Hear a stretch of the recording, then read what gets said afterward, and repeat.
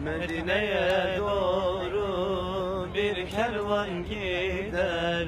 Bu kervan aklımı başımdan eder.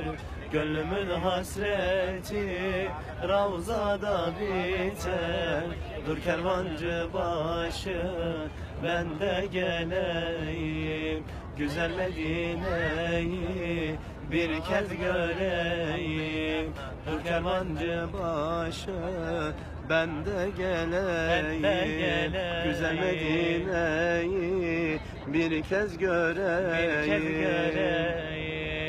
Resulullah'ın aşkı bağrımda yanar. Adını andıkça yüreğim kanar.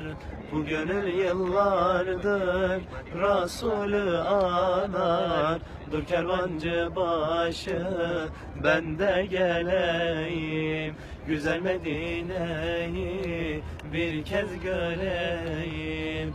Dur kervancı başı ben de geleyim. Güzel Medine'yi bir kez göreyim. Şu yüce dağları sizle aşarım. Değmeyin doluyum şimdi taşarım. Onun hasretiyle nasıl yaşarım. Dur kervancı başı ben de geleyim. Güzel Medine'yi bir kez göreyim. Dur kervancı başı ben de geleyim. Güzel Medine'yi bir kez göreyim. Ala Resulüne.